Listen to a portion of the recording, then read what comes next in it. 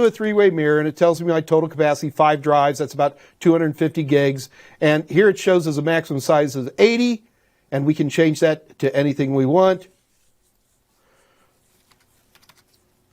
We'll call it 100 terabytes. Okay, maybe that's a little too big.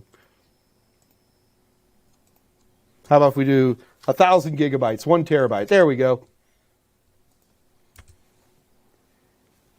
The cool part about the proprietary three-way mirror is that even if we don't know how it works, it seems to take good advantage of different size drives. It doesn't even care where they're plugged in. You can use external drives if you want. It's incredible. And the coolest part to all this is that I can lose 2 of any of these drives and I'm in absolutely great shape.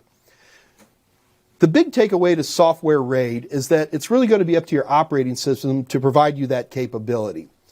Windows and Linux and even Mac OS have software RAID capabilities. The only downside is that with software RAID, you don't have a dedicated RAID controller. So you're asking the CPU itself to handle all these RAID duties.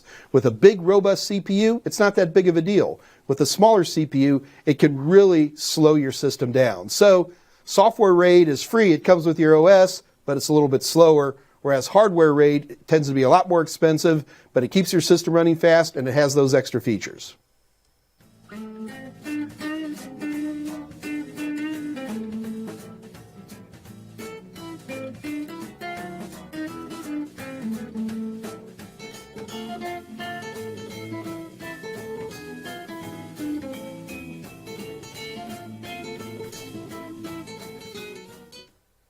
Hardware RAID may be a better option when you have a lot of money and when you need a lot of power, but today's increasingly more powerful CPUs make software RAID a real option. And by software RAID, I simply mean you're letting the operating system handle the RAID for you.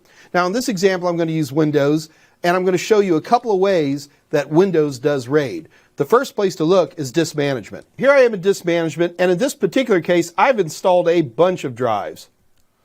Now you will notice that their capacities are really small. They're only like 50 gigabytes. I'm doing that on purpose because I want things to move quickly. But if you'll take a look, you'll see I've got 1, 2, 3, 4, 5 drives installed.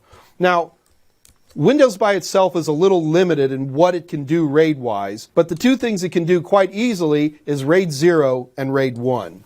So for example, I'm going to pick on this top one, and if I pick a striped volume, and I have to have at least one other drive, it's going to go ahead and make a classic RAID 0 between those 2 drives.